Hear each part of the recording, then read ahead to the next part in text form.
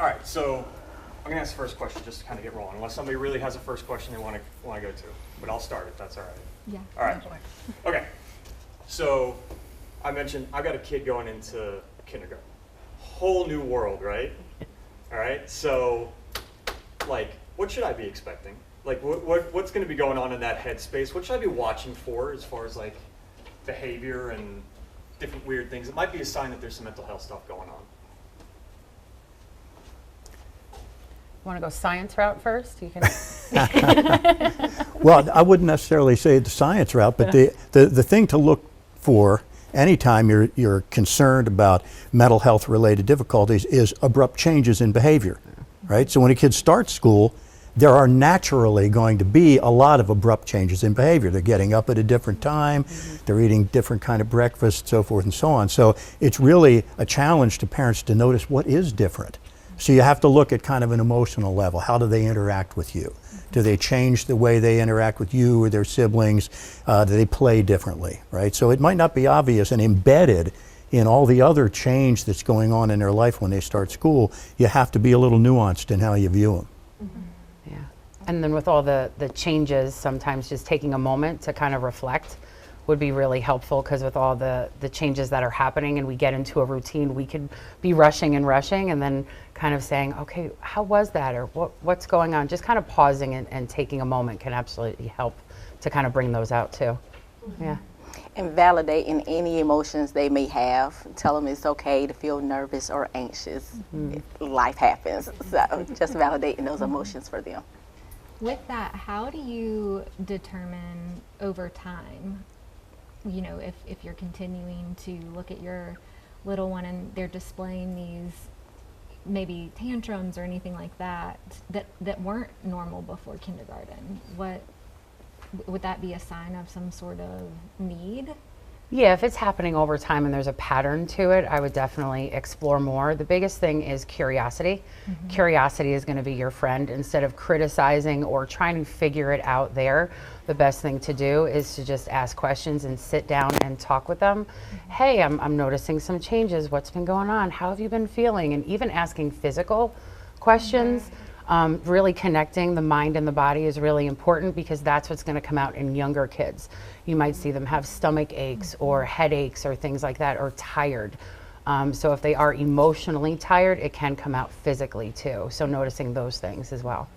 Yeah. So I know you mentioned abrupt changes. Are there things that parents can do to help ease that transition at home, and things that prepare their children for these kind of changes? Yeah. I think being yourself. So you can be the stability in the room, okay, during times like that.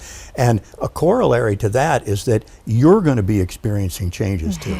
So when you first send a kid off to school, or send an elementary school kid to middle school or whatever, right? That's changes for you too. You're going to feel differently, okay? So monitoring yourself, being available, being calm, and just have your receptors open, right? And you know your kids better than anybody else.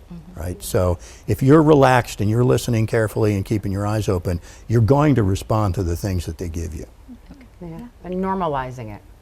Like bringing in, hey, like with new things, your body has to adjust, right? You're in a new environment. So when you're in a new place, what does your body feel like? You're going to feel different things in your body. So if you can kind of prepare them for those talks of they can expect it. And then when the sensation comes, they won't go, what is that? Why is that different? They'll be like, oh, well, you know, mommy or daddy or, you know, grandma said that it would feel like this. That's what that is. And then that won't kind of make them nervous about what they're feeling differently in their body too. Yeah. And I think communication is important. I think talking to your child, letting them know that they have a safe space to come to without judgment. Anything that's going on, come talk to me. We can have a conversation about it and ask him the questions. Which can be difficult. So I want to bring transparency. That can be difficult. So sometimes we say, and as a parent myself, we could say it's a safe space, but then they come to us and we go, You have that's to check not your safe. emotions. Yeah. So then what happens is we accidentally create an, oh my gosh, what did I say?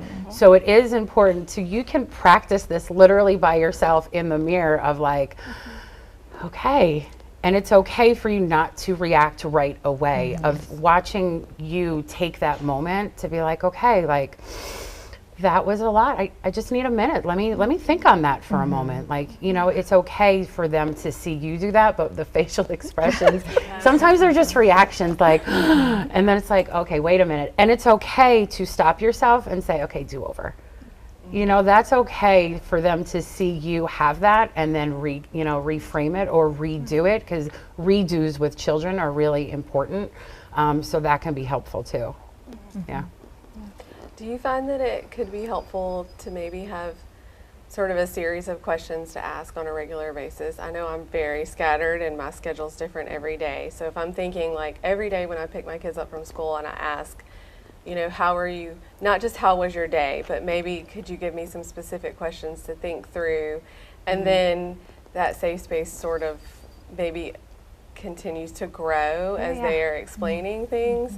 I know it's hard sometimes to think outside of just, how was your day? It was fine. Yeah, my You little know? one struggles to answer the how was your day. I have to ask something really specific. like, Right. Did you use a pencil today? What did you use it for? Things like that to get her motivated to talk about the day. So those are like open-ended and closed questions. So asking open-ended questions can be helpful because it gives them an opportunity to think, like, what was something that made you smile today? Was there anything that had you feeling sad today? Did you feel anything different in your body today? Things like that could be helpful. And yeah, just to get them thinking for a moment, because you're right. If it's a yes/no opportunity or a fine, that's what's going to come out, because we do that. Yeah. And you'll have props though that will help you along, because they're going to hand you that coloring book that they worked on, you know, or something. They're going to or show you the scratch that they got when they fell into the rose bush out at, you know. So look for those cues. They'll give you stuff to talk about, right? But I really like your question, because it gets to the fact, like asking, you know, same things kind of over and over again. It sounds like it might be boring, but kids love ritual. They are comforted by repetition. So they know mommy or daddy or grandma or whoever's going to be there, they're going to ask me something. They're going to get used to that. It's going to be something to ground them and help them to make the transition, say, you know, from home to school or school to home. And those transitions can be difficult. So if somebody's in that space with them and doing something that is comfortable and almost ritualized, I think it just facilitates that flow between spaces.